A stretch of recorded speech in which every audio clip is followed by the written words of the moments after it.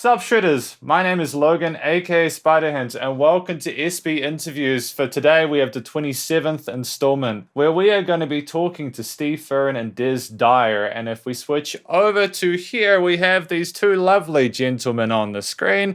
Feel free to introduce yourselves. Well, my name's Dyer and I'm a partner of Steve Fearn, otherwise known as Fingers. You first. When I say partner, I don't mean we're married. I mean, not in the biblical sense. No, we are musical partners. And when did it all start for you guys? When did you guys start working together? 1981. Yeah. Specific. That's right. I was in a band called Jigsaw up until 1981. We split up. And the next thing I knew, I had a phone call from Steve to say, what are you doing? I say, I'm doing nothing. He said, nor am I. Let's go and gig together. And that's how it started. That's about right. Yeah, we just, Des played bass. He knew about 6 notes on the bass, and I played the guitar. We started off with just bass and guitar, and then started doing backing tracks and adding drum machines and that sort of thing, and it carried on from there. But we were pioneers of the backing track, really. Yeah, we used to steal bits from records, from instrumental sections, and put them together to make tracks. Yeah, so it was it's quite fun. That we'd go. For instance, I'd go into a restaurant and they'd be playing some music. And suddenly your ears would pick up, oh, there's a little instrumental section there we could use, or we could use the intro again. So that's how we started doing the backing tracks. We actually discovered that a Sony tape recorder, which was the only one where you could press the pause button and it would pause immediately without a clunk. So Des managed to tape edit with a Sony tape machine. And being a drummer, he could sort of put it together quite well, timing wise. He could actually take one bar out and stick it in somewhere else. So we were getting some fantastic backing tracks in 1981 before anybody else. Yeah, before karaoke. In fact, we were the first karaoke. We were the pioneers. Because I remember working with tape when I started doing my diploma in audio engineering. Like, how long does it take to create a backing track in that situation? Quite a while. There's used to spend maybe 8 hours on one track. Yeah. In those days. Right. Yeah. Nowadays, 8 seconds. That's right. Well. Yeah, well, those, and then what happened was we then started. I got can't remember what the computer was now, but it's very early stages of what is now Logic in Cubase, and we started. That's when we started putting the tracks together, sort of individually. Me putting drums, bass, and everything else on it, without stealing stuff. Although we still did steal stuff. I think it's called sampling. If anybody's listening, yeah. So we did a lot of sampling. And what were your songs usually about? The comedy stuff we were writing was, I suppose, Monty Python-ish. Would be as close as very varied. But we used to do things like the Gay River Dance and an exploding Pavarotti, some singing monkeys, but anything we could get our hands on. And mostly this came from Steve's brain. Okay, and he's covering himself there. What he used to do was he'd write it and tell me, go and do it. Yeah, that's about the size of it. Yeah. One of the things we did was Gay Rambo. with a real Gatling gun. Oh yeah, I remember that. Yeah, yeah. And we've done things like dressed in ballet dresses, in a couple of tutus. We've done ZZ tops. We've done everything, anything that was going at the time. And did you find that you kept a similar style over the 40 years that you've been working together, or did you find that your approach changed over that period? No, still the same thing, really. Steve writes stuff and tells me to go and sing it and tells me to go and do it. So that's the way it goes, That's about it, yeah. But like, where did it all start for both of you? Like, when did you both start getting into music in the first place? Oh, well, Steve started before I did, so over to you, Fingers. Yeah, I started with a skiffle band, which was really bad, but we didn't know it. But in the days when I started, as long as you could hold a guitar and play 3 chords, that was it. You're away. In fact, I did a gig. The first night I bought a guitar, I had to go home and learn to play and do a gig the same night. In the 50s, you could do that. But then I joined an Irish show band, and some great musicians brought me along, just basically taught me to play. Des's band was, we were both mutual admirers. I liked Des's band and Des liked my band. And we occasionally would do a gig together. Yeah. So when we amalgamated, it was quite an easy thing. We took some of their comedy material and some of my band's comedy material and built a show out of it, really. Yeah, that's right. Well, one of the great Jigsaw songs was "We Never Wear Undies on Sundays." Yeah, that's right. Yeah, which we still sing today. But I started a little bit a bit later than Steve. I was basically my brother had a guitar and I had a transistor radio. He couldn't get on with the guitar, so we swapped. I gave him the transistor radio and he gave me a guitar. So I started to learn to play guitar with the Burt Whedon book, and then me and my cousin, we always sang together all the time. So we started a little band. So in the end we had 3 guitarists, but no drummer. So I said, well, I'll play drums. It's good. It looks easy enough. So I became the drummer in the band. I started off with just hi-hats and a snare drum, and then gradually added, because I had a paper round. I had to pay for each drum individually, and then progressed then to the band called Jigsaw, which was going, and at the time it was a very, very popular band in the Midlands, and their drummer decided to get married and leave the band. So I got a knock on the door one night, and the lead guitarist, Tony Cameron's name, said, "Do you not come and join the band?" So I said, "Right." And that was it. That was the beginning, really. And we were going for 16 years, kept putting records out, and then finally we got a big hit called Sky High, which was #1 in the Antipodes, and we went down to Australia. Nobody wanted us in New Zealand. Oh, sorry. Sorry about that. So, and then we packed up in '81 and I joined with Steve. Yeah, that was it. Beautiful. Do you guys have any favorite songs that you worked on together?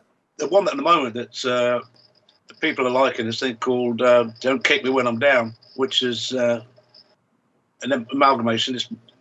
I've got to be honest. It's basically Steve's wrote it and I sang it and added little bits to it. We're playing that at gigs. It's the only one we've done where we got a mate of mine to do a bit on it as well, a guy called Ricky Wilson, and he added a bit. There's a bit of guitar on there that he's added, a bit of slide guitar. But Ricky's just a great guitarist who's a mate of mine, and he liked the song and just said, "Oh, let's have a go at it." And we took it over there and added a bit in his studio, and it's the only one we've done apart from our own bedrooms. You know, my little room and Desi's little room. We just send stuff across by email backwards and forwards and add to it. You know, I'll send a track and a song. Des will add to it. Des will come up with a chorus, and I'll do the same at this end, and it works quite well, really. If I can get him to bloody get his self in gear and do it. Yeah, well, lethargy is my middle name, but I've got nothing else to do anyway, so I just keep writing. Yeah, well, I've got a sort of part-time day job. I teach drums now, in various schools around the Northampton county. As teaching the little kiddywinkles how to smash the drums, which a lot of them do.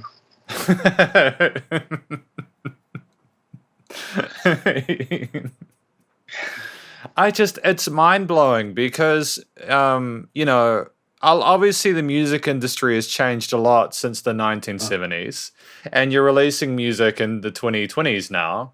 What are the biggest changes you both have noticed since you started out? You don't get any money for it. Yeah. We quite often say we like that Angels and Heroes thing. It's had about 60,000 plays on Spotify. We got 27 quid. 51 pence. In the old days, that would have been £60,000 profit. You know, you could make sort of, you know, getting on for £1 on each record in the olden days, but it ain't no more. I mean, there's only so many superstars that are making money out of recording. You've noticed most of the time superstars are doing live gigs now. That's how they're making the money. They're not making a lot of money selling. You don't buy records anymore. It's all streaming, and the artists get very, very little for it. In actual fact, about 5 years ago, I mentored a young girl, and she has been successful.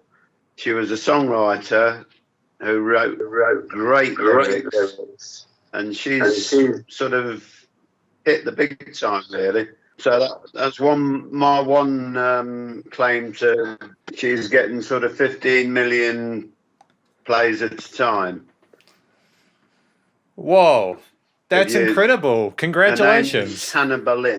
Yeah, she's now co-writing with Kathy Dennis, who's a big-time songwriter. And you know, she started off.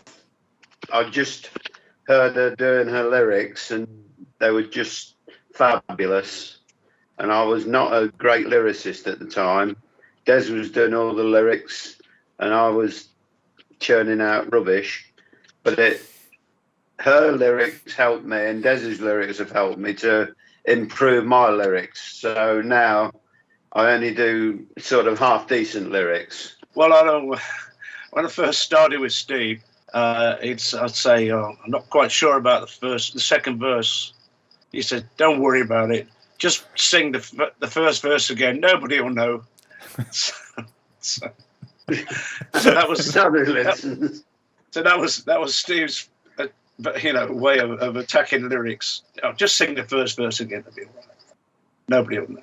Yeah, we have learned quite a lot over 40 years.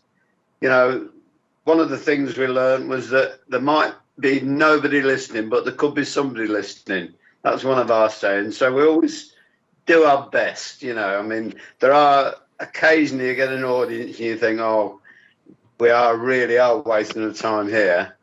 But we always do our best initially. And most of the time we know if it's not going well, it's not us, it's the audience. Because we put on sort of quite a good show.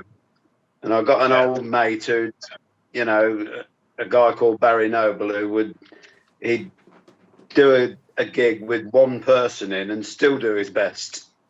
Yeah. So that's what you learn. I mean, we learnt. We did a gig at a Christmas gig at a pub, and we did, I think, 12 nights on the trot. And some nights it was fantastic, went down really well. Same venue. Yeah, same venue. And sometimes it was great. Some nights it wasn't. So we knew it wasn't not us, because the nights it went well, it went really well. And we did exactly the same show every night. And it just depends on the crowd. Yeah, we did a gig for the Syston Police, which was, about 250 drunken policemen. And it was wild, fantastic. Yeah. And we about 100 that gig. They'd all been pretty good. And then we did the night after. We did a gig for a printing company where all the managers sat at one side and all the workers on the other. And the first person got up to dance 5 minutes before the end. Yeah. Which told us that it wasn't us, it was them. Yeah, that's right. At the police gig, there was... we did a gig. 100 police women that were drunk as well. Yes. Wild. Anyway. Another Christmas gig, a week before Christmas, and the guy who was running it said, "I've just got to make an announcement before we go on, lads." And he announced that he was closing the firm down for a week before Christmas. And he said, "Can you go and make them laugh?" Yeah. Yep. Unbelievable. I can't fathom that. So we've seen it all, Logan. How do you feel like the crowds have changed since you started? Like, have there been some differences in the audiences that you've had? Yeah, it's not as much fun now, to be honest. It used to be wild. It was wild. We played at pubs where you literally, nobody could get to the bar. They used to pass the money down from the back of the room and pass the drinks back. Yeah. And, shoulder to shoulder, venues where they're literally hanging off the beams. We played a venue on a Sunday night, and Deep Purple used to come and gig with us. And Spencer Davis used to come and gig with us just for the fun of it, because it was such a great venue. Yeah. And it was the place that everybody wanted to play, but it was rammed, absolutely rammed on a Sunday night. I think you probably get the feeling now that basically all we wanted to do was have fun. And and I think that's probably the most amazing thing about being a musician, is that you go out there and you have fun. That's what we try. I can tell you a quick little story. Last Saturday we did a birthday party for Mavis, whose husband had a recording studio. Now Mavis was 90, looks about 50, but this venue that we did all those years ago was, we got a Canadian band there called the Canadians. This is 50 years ago, and the keyboard player was given studio time with Mavis's husband, Derek. Fast forward 50 years, and that keyboard player is David Foster. Have you heard of him? Vaguely, yes, I believe so. Celine Dion's MD, Josh Grogan's MD, Andre Bocelli's MD. A huge success story in America. Yeah. And he invited Derek and Mavis over, and they met with David and Mel Gibson and Clint Eastwood and Kevin Costner all on the same night in David's house. Amazing story. And that was all from the back.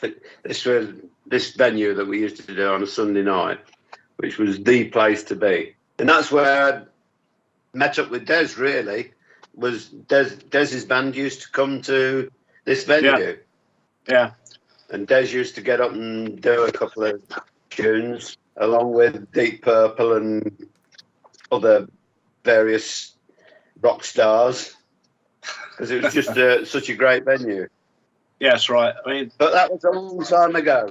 Yeah, Steve's band was like the band's band. You'd be on the Sunday night. You'd look around the audience, and there'd be loads of guys from all different bands just come to see Fingers' band. Oh, the band, yeah, brilliant. That is so cool. It is so cool hearing you both talk about this stuff, because I can't imagine having... I don't even know if it's really that possible to have the same kind of vibe that you guys had back then, especially with what's been happening over the last 2 years. Oh, yeah. That's been awful. Terrible. Yeah, it's knocked the socks out of it, really. Yeah. We had to motivate ourselves to get going again. Yeah, I mean, we've been coincidentally we've been for the last 2 years free of COVID. 3 weeks ago, I went down with COVID, and I think just a little bit later on, Fingers also went down with COVID. But luckily, because we're that age now, we've had enough vaccinations that it didn't really, it only. It was just like a heavy cold, and no problem. So now I think the venues are gradually picking up, but it's still a lot of strange feeling about mask wearing, or should I wear a mask, should I not wear a mask, and it's all a little bit. The anxiety is still around, I think. So, like, how important is it in this day and age for musicians to remind people of the fun that there used to be with music? Oh, I don't know. We don't see many musicians anymore, really, because it's all to do with. You do kind of feel sorry for the young audiences and the young bands now that they couldn't have been there in the sort of 60s and the 70s. So because it was so great compared with now, I mean, it really was a different era. Oh, yeah. You could get away with anything. You could do any kind of thing you wanted on stage.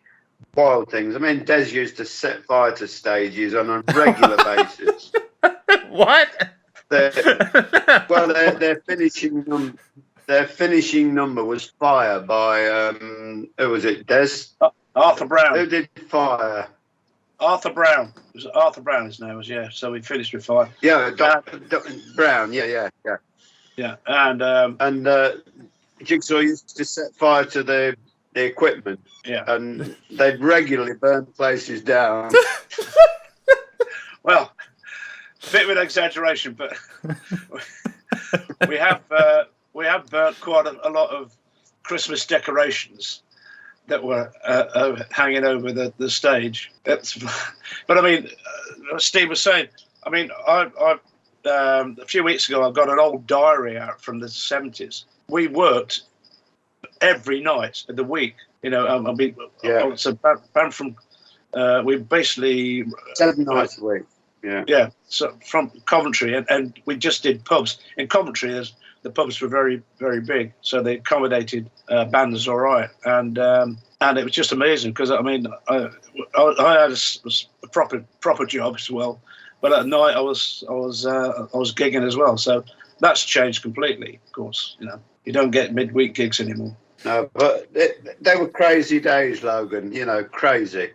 We did a gig at the De Montfort Hall, which is a bit like the Midlands version of the Albert Hall, and there was an opera singer on, a bass player who also played sousaphone, decided to accompany the opera singer on sousaphone, and he got wrestled to the ground by security. That was the sort of thing that used to happen on a regular basis. Yeah. I think I think looking, I don't know what it was like in the 30s and 40s, but I think the 60s and 70s, that was a really, really great time for music and a great time for having fun. Have there been positives to the changes over the years, like from a production standpoint at least? Look at what we're able to accomplish in our home studios nowadays. Well, I think that's a negative thing. Yeah. Because I agree. because nowadays you can sit at a computer like this. I've got Logic. I use Logic, which I don't know if you're familiar with Logic or not, but it takes away the sort of the feel, really. And I always thought that in order for a band to get to in order for a band to get to a studio, they needed to be tight and they needed to be experienced. Do you know what I mean? At the moment, anybody can sit at a computer. You don't have to have any musical experience whatsoever. And just see what I mean. So I think it's in some ways it's positive, because we can produce stuff for ourselves using Logic, etc. But I don't know, I've sort of turned it on its tail again. So, but I think there's positives and negatives. I actually totally agree with you. With the thing about bands needing to be really good to record, you're absolutely right. Because it does allow a lot of bands who may not have practiced enough just to fix it in post. My understanding is back in the 70s, especially, and when you were recording to tape, you really had to nail those takes, didn't you? Yeah, that's right. And back in those days, there was no auto-tune. If you were a singer, you had to hit the notes. And if you didn't, you had to do it again and again and again. So it's easier. Also, nowadays, all the live bands now are tribute bands, which is, total lack of originality, really. That some of them are very good, but certainly not original. Not an ounce of originality, which is a bit depressing. No, I genuinely, for someone like me, I was born in the 90s. And by that point, people were starting to get into computer production. And by the time that I was, doing my audio degree, people were using auto-tune and fixing stuff in post. So I never got to experience what you guys did, where people had to really nail the takes. You know what I mean? So it's great to talk to people who had to go through that. Yeah, that's right. Yeah. So it's it used to cost money as well, I mean, I remember doing a session in London with Pete York, who was the drummer with Spencer Davis, and Ian Pace, who was the drummer with Deep Purple. And we did this session, and it took them all day trying to perfect the bass drum sound, the pair of them. And I think it cost something like £2,000 to get the right drum bass sound. That's right. So in those days, that's how they did it. That's right. I mean, nowadays, like I say, I've got Logic. Actually, Logic samples are probably 150 drum kits on it, so I can, and they're all perfectly recorded. There's no time wasting in that way. I mean, in the end, the time wasting is trying to pick one of them that you like, rather than. But no, because I mean, for myself as a drummer in a studio, the live kit that you use didn't necessarily record well, so there was quite a lot of time spent to just try and get the kit sounding right. But it didn't take me all day. But Ian Pace and Pete York, they were perfectionists. Des has got quite a good setup at home. This is my setup. I don't know whether you can see that. Yep. Oh, cool. That's how I do all my recording on that. It's 2 tracks. It's nice and compact, isn't it? Yeah, I've got a keyboard there. Yeah. But the keyboard's pretty it's all singing, all dancing. But this little 2-track is what I'll do. I'll just put everything onto the 2-track and send it over to Des, and send him a memory stick of what I've recorded on the keyboard, and that's how we put the tracks together. So in that regard, what music have you been making recently with all this stuff going on? Well, we'll have to send you some over. We're just writing stuff. Yeah. You know,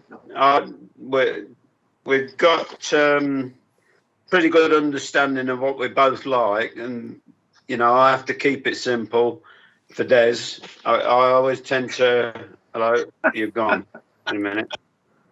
Yeah, I always tend to over elaborate chord wise, and Des prefers, you know, keep it simple, which is right. You know, it's harder to keep it simple when you've got a lot of chords in your head. I mean, like some of the best. My battery's dying or something. I think some of the best tunes ever were recorded were using 3 and 4 chords. Oh, Steve's gone. Where's he gone? Yeah. Wait a minute. Hello. Hello, Steve. Yeah, hello. Yeah. I'll say cheerio. Yeah, it's past his bedtime.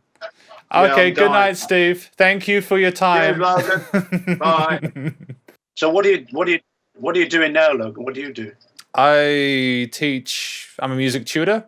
I All right. review music and I do interviews and I do like live streams for people's music, and I also write some music, and I'm talking to you. Right. Yeah. So what DAW do you use then? I use one called Reaper because I tried Logic and I tried Logic and Pro Tools and stuff, and then Reaper was one that just really suited my workflow, you know. All right. I've never heard of that. I'm always tempted to go down the Pro Tools route again because I worked for a while. I don't know, you know, Stockache and Waterman. I worked for them for 3 years, and I used Pro Tools in their studio, but it was so expensive. I've been using Logic for so long now. I think to actually do another learning curve, I think, you know, at my age, forget it. I mean, Logic is not perfect. It crashes every now and again and does some strange things, but we get by. No, I mean, like, I'm sure you'd be totally fine whatever software you use because A, you're onto it. You're totally onto it, but also B, you've tried it, and it's just so cool to hear that you're still releasing music like with this software, you know. Even if you don't necessarily, even if there are downsides to technology, are you happy with the music that you've put out recently? Oh yeah, fine, yeah, that's right. What I like is that we do loads of, when we go to gigs, we do loads of covers, obviously. But now we're doing more and more original stuff, and people are appreciating that we're not just, you know, doing covers, and we are actually, you know, to playing our original stuff, and they're liking it. So it's good. It's good for us, you know, because it's the days of writing stuff were over and done with. But no, they're not. No, it's good. Anyway, it's getting past my bedtime, Logan. Totally, that's fine. Just before you go, where can people find your music? Well, where can they go? Have you got any new music coming out soon, or? Well, we're just we're not releasing anything just at the moment. We're in throes of just three new tunes we're working on, and as you can tell from what Steve was saying, so I've got to get my finger out and you know, sing it and help produce it and do some more lyrics and stuff. So it's down to me. I need to kick up the proverbial bottom. It's okay, Diz. Hey, thank you so much for your time. I know it's late, but I really appreciate you coming in to chat, and I wish yourself as well as Steve the best of luck in future. That's great. Okay, thanks, Logan. Thanks very much indeed. Bye now. And that was effectively my chat with Steve Fearn and Dyer. What a journey that was. Hang on. My camera, my nano-leaf panel's changed because it's like 10 o'clock. So they change at 10 o'clock to do the sparklies because it's like work mode initiated. This was my interview again with Steve Fearn and Dyer. I had a great time chatting these two. It was a journey. I enjoyed I had a great time with it. I enjoyed hearing about the way they developed as musicians, their time, you know, working on new music, having, you know, the stuff that they're going for. But also I respect and appreciate the fact that there is a little bit of trepidation about the way that the industry is nowadays, you know. I understand that it's like, you know, again, they're absolutely right. When a musician gets audio software, it doesn't necessarily make them a better musician. It just means it's easier for them to record, and that doesn't necessarily mean that the music's going to be better. But I have nothing but love for what Steve Fearn and Dyer are doing. Obviously, Diz is phenomenally successful with Jigsaw, and you know, Steve was successful in his own right as well with his songwriting, and they've been a fantastic duo for the last 40 years. And I wish them the best of luck in future. But if you'd like to hear more of their music, please do check out their various social medias. And I'm sure we can. They've got like stuff on the web. You can go check that out. Stay cool and stay safe, and remember to support your local musicians and artists at this point in time, as they help more than ever with all the great stuff going on in the world. And I will catch you in the next interview. Spider hands out.